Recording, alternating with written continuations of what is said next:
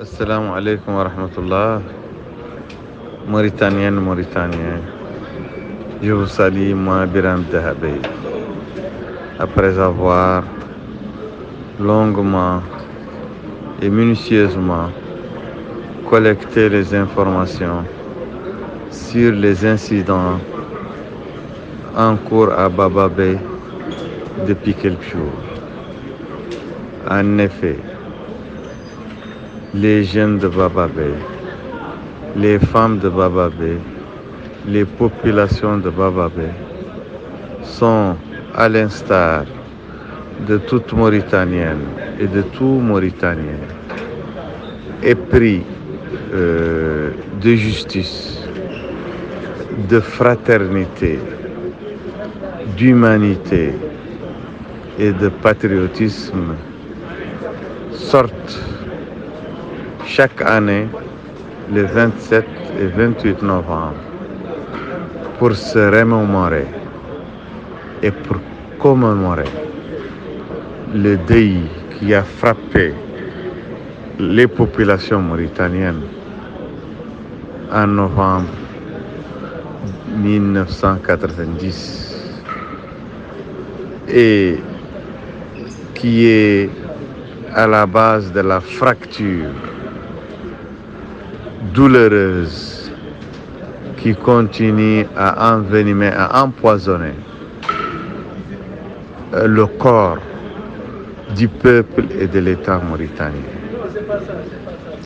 En toute légitimité, en toute pacificité et en toute légalité, les populations de Baba Bay, les jeunes, les femmes, ont demandé au Hakem de la Muqata'a en bonne et due forme de les autoriser à manifester pacifiquement pour crier leur douleur, pour réclamer la vérité, réclamer la transparence, réclamer la justice sur ce qui s'est fait, sur ce qui a été fait, ce qui a emporté des centaines d'hommes, de jeunes hommes, de militaires, de fils de pays, de ce pays, de patriotes de ce pays. C'est un questionnement légitime. C'est une attitude légitime. J'ai pu voir dans les vidéos des dizaines, voire des centaines de femmes, de jeunes hommes manifester pacifiquement. Aucun n'a une pierre, aucun n'a un bâton face à deux éléments de la police. Mais aucun policier n'a été touché. Aucun policier n'a été frappé. Mais les gens réclament la fin de la violence indicible qui s'abat sur eux à chaque fois qu'ils manifestent pacifiquement. C'est légitime. Nous condamnons la violence d'où qu'elle vienne des populations, qu'elle vienne des manifestants, qu'elle vienne d'ailleurs ou qu'elle vienne des autorités elles-mêmes. Les autorités ont le monopole de la violence, mais la violence doit être utilisée dans la légalité et par la légalité. L'usage abusif de la violence contre les populations pacifiques désarmées rompt le pacte national, le pacte sacré de la société entre les différents membres, les différents partenaires, les différents éléments de la société. Il est regrettable qu'aujourd'hui, le rappeur patriote Thomas Sankara et ses autres compagnons soient alités dans des hôpitaux de Dakar, des hôpitaux du Sénégal, les dents cassées, les bras et les pieds fracturés. Quelle horreur de voir leurs habits ensanglantés. Et qui est à l'origine de cette violence indicible? Ce sont nos forces de l'ordre, c'est notre police, c'est nos hackers, c'est les autorités qui sont censées nous protéger et qui ont la mission de nous protéger et qui sont censées être formées pour nous protéger, pour veiller à notre sécurité, pour veiller à notre quiétude. Je dénonce ce que j'ai vu comme horreur, comme violence. Je suis aussi rebuté par le silence de mort de notre classe politique. Et à chaque fois qu'un homme politique veut parler, il demande des soins. On a demandé des soins. Un homme politique de chez nous, parmi nous,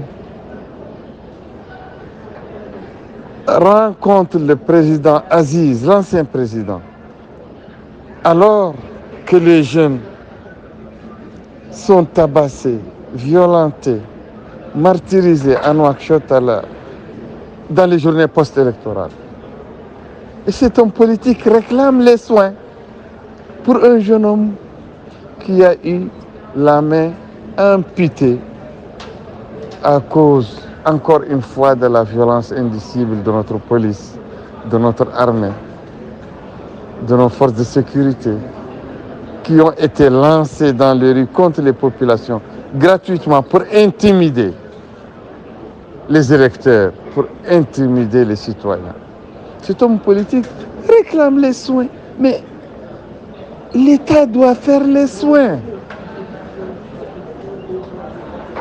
L'État a le devoir de soigner les citoyens, de soigner les citoyens qu'elle blesse, les prisonniers qui sont malades ou blessés entre les mains de l'État, les manifestants qui sont blessés par les forces de l'État.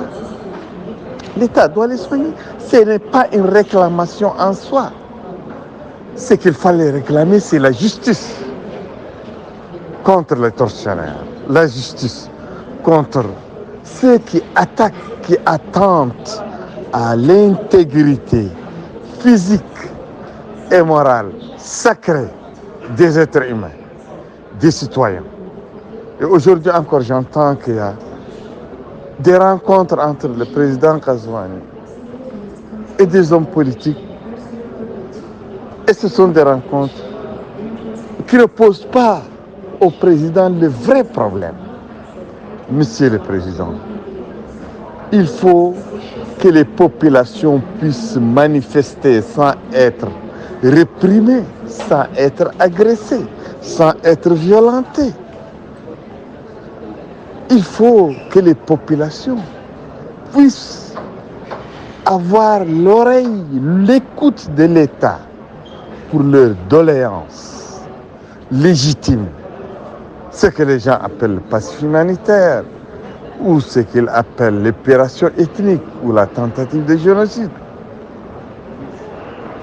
Quel que soit le nom, quelle que soit la sémantique, ce sont des morts mauritaniens, des disparus. C'est de la torture. C'est des crimes extrêmement graves qui ne peuvent pas être oubliés. Même par l'amnistie qui a été votée en 1993 pour absoudre ceux qui ont commis ces crimes contre la Mauritanie, contre le peuple mauritanien. Ceci ne peut pas faire oublier ces crimes. Il faut une démarche responsable de l'État. Nous espérons et nous comptons sur le président Mohamed Ould Cheikh Ghazouani.